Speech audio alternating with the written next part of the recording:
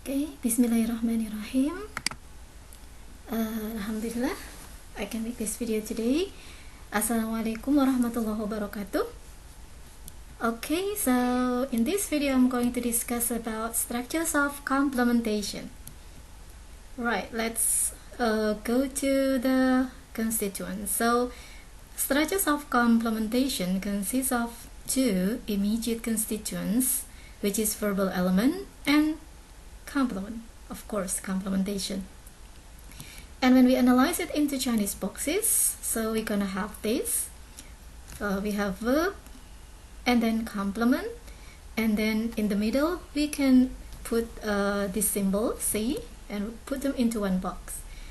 Okay, let's see the example after this. Okay, so now let's have a look at the verbal element. Seperti apa verbal element itu? Like the example is, he gives lessons. Okay, so here we have he is a subject, and in structure of predication we have subject and predicate, and then gives as the verbal element and lesson as the complement. So the verbal element can be simple verb or can be verb phrase, are learning, verb and auxiliary, or it can be infinitive with to infinitive, to run, or structures of modification, never in my life said. So all of this the verbal element. Jadi verbal elementnya bentuk structure of modification atau noun phrase ya. Verb phrase. Jadi verb menjadi head dengan beberapa kata yang menjadi modifiernya. Or verbal element can also be structure of coordination, yang ada coordinatornya, caught and ate. Okay, when we look at the analysis in Chinese boxes, just like this one, ini contoh yang pertama. Okay, he gives lessons. So as I said before, he is the subject, so we have be here, and then gives lesson as the predicate, and in the predication we have verbal element gives and then complement lesson, so we have C here, and put them into one bigger box. Okay, now let's move to three kinds of verbal elements. Yeah, okay, so there are three kinds of verbs. The first is linking verb, intransitive verbs, and transitive verbs. What are the difference? Okay, let's have a look at them one by one.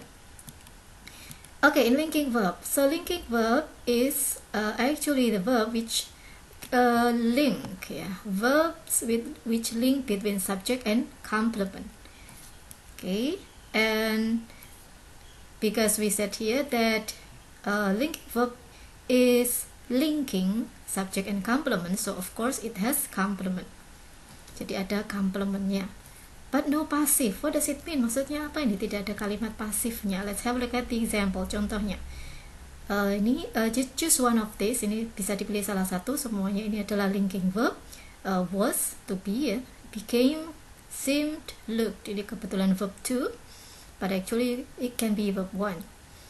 The man was hungry. The man became hungry. The man seemed hungry. The man looked hungry. So all of these are linking verbs, and these linking verbs link between subject and the complement. So hungry is the complement. So if we translate it into bahasa Indonesia, laki-laki itu lapar. Can we make it into passive sentence? Bisa jadikan kalimat pasif?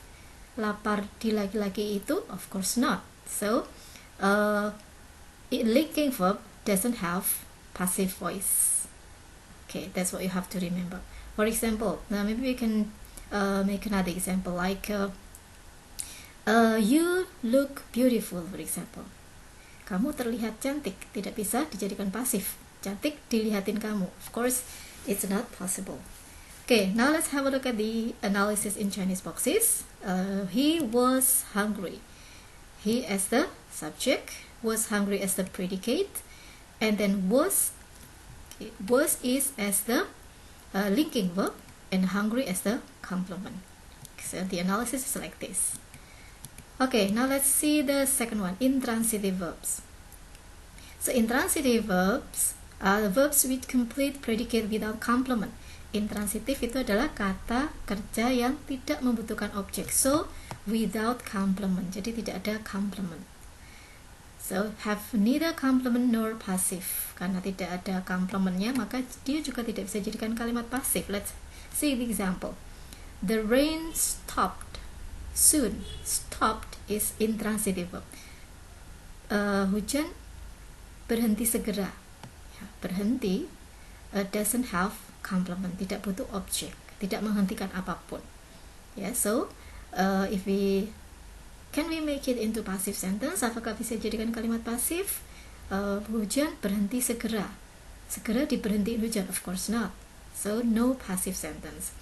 And when we analyze it into Chinese boxes, so become the rain stopped soon. The rain is the subject, stopped soon the predicate, stopped is transitive verb, and then soon is not the complement but the modifier. So soon modifies stopped. So stop soon is a verbal phrase. Yeah.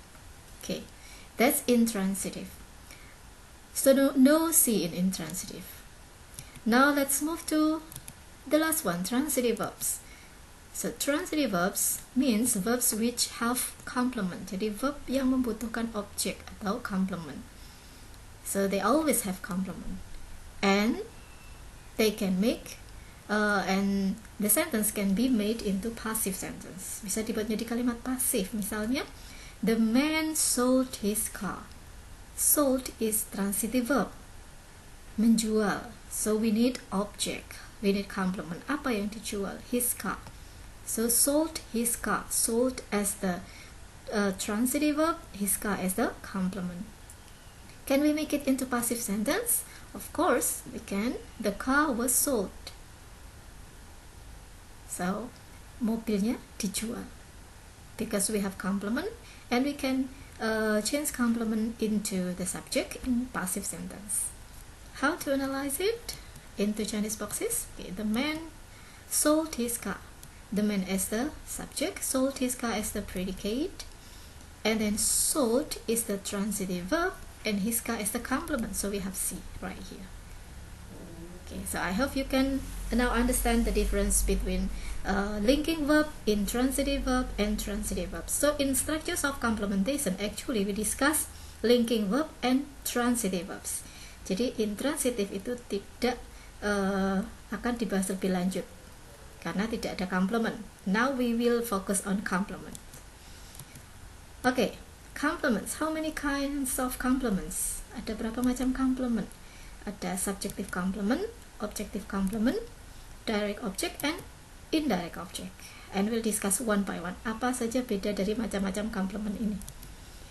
Okay, now we come to subjective complement. Subjective complement is the complement appearing with linking verbs. Jadi kalau ada verbnya berupa linking verb, seperti yang telah kita bahas tadi, yang mostly to be, tapi tidak selalu to be ya, maka complement yang muncul setelah linking verb itu kita sebut sebagai subjective complement. Okay, these are the example. Nah, kalau di sini contohnya semuanya linking verbnya berupa to be ya. Okay, when we analyze it into Chinese boxes, the man is a teacher, for example. The man is the subject, and is a teacher is predicate, is the linking verb, and a teacher is the complement. And we call this complement as SC, subjective complement. Jadi complement yang muncul setelah linking verb itu adalah subjective complement. Okay, what are the examples of subjective complements? Contoh-contoh lainnya ini ya. Okay, so it can be structure of modification, coordination, complementation, or predication. Okay, now let's move to direct object. What is direct object? Direct object is complement with transitive verb or a single object. Jadi kalau ada transitive verb, kemudian ada satu objek setelah transitive verb tadi, maka itu kita sebut sebagai DO or direct object. And the direct object can be noun, usually noun. I found a friend. Okay. I saw him, pronoun or function word, or can be verb, like in gerund and infinitive. Okay, so when we analyze it, I found a friend.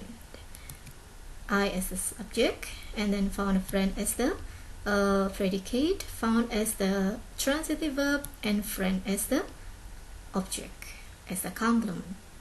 And because found is transitive verb, and then it has only single subject, so we call it as direct object. So this is direct object. And other examples of direct object, contoh-contoh lain dari direct object: an excellent new play about Java, new platform, a new leader, I like studying syntax, and so on. Okay, now we move to indirect object. Indirect object itu apa? What's the difference between direct and indirect? So indirect object is a complement appearing with transitive verb to objects. Jadi kalau indirect object itu munculnya itu sama seperti direct object, yaitu dengan atau setelah transitive verb. Tapi indirect object itu adalah muncul bersamaan dengan direct object. Jadi indirect object muncul ketika ada dua objek di sana. Okay, let's see the example. He gave his friend 2 books. So we have gave as transitive, atau ada yang juga mengatakan ini adalah ditransitive, verb transitif yang membutuhkan dua objek ya. He gave, dia memberi apa? 2 books, memberikan 2 books kepada siapa? His friend. He gave his friend 2 books. Jadi di sini ada dua objek, his friend and 2 books. Give his friend, give 2 books.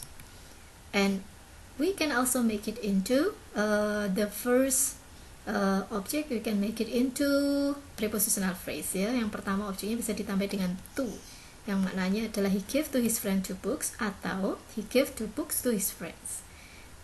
Nah, dari yang dua objek ini tadi, yang manakah yang indirect object?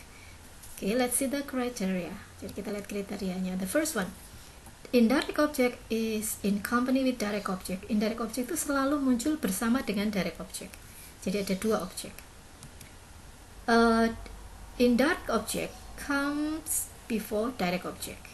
Akan ada dua di sini. Jadi indirect dulu baru direct. So his friend is indirect object, 2 books direct object. And then its rep is different. Jadi direct object dan indirect object itu merujuk pada dua benda yang berbeda. So his friend is not books, of course not. Jadi temannya dan buku dua benda yang berbeda. Refer to different things. Ketika ada dua objek yang keduanya itu mengarah pada benda yang berbeda, maka salah satunya adalah indirect dan satunya adalah direct object. And if we change this sentence into passive, maka dua objek ini bisa menjadi subjek. Dan indirect object seperti di contoh kedua dan ketiga may be changed into prepositional phrase, ditambah dengan to menjadi prepositional phrase. So he gave his friend 2 books, berarti his friend ini adalah indirect object, 2 books itu adalah direct object.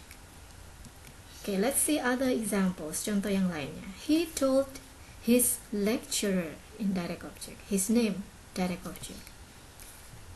We give each EO, okay, IO, a present, DO. Them as IO, a house as DO, and so on.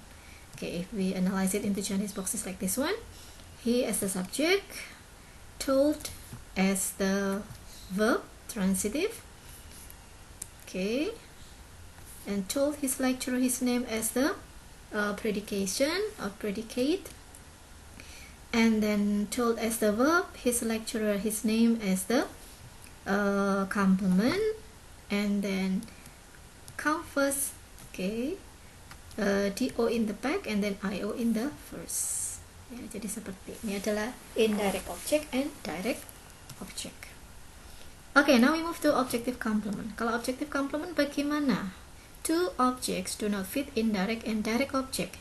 Nah, objective complement itu ada kemiripan dengan direct object bahwa dia muncul bersama dengan direct object, tapi dia tidak memiliki kriteria seperti indirect. Apa saja kriterianya? Okay, let's see the example. Misalnya, we elected. Nah, elected ini adalah juga transitive verb, his brother. We elected his brother. We elected rector. Jadi ada dua objek juga. Tapi ternyata di sini his brother dan rector itu tidak memenuhi kriteria indirect object, maka dia bukan indirect object. So what are the criteria? Nah, di sini kriteria pertama sama, bahwa objective complement itu muncul bersama dengan direct object, Berbedanya adalah dia mengikuti direct object. Jadi direct object dulu baru objective complement. Kalau IO tadi, IO dulu baru DO. Kalau OC, DO dulu baru OC. Ini juga the difference. The referent is the same as the direct object. Kalau indirect object tadi dan direct object itu dua benda yang berbeda.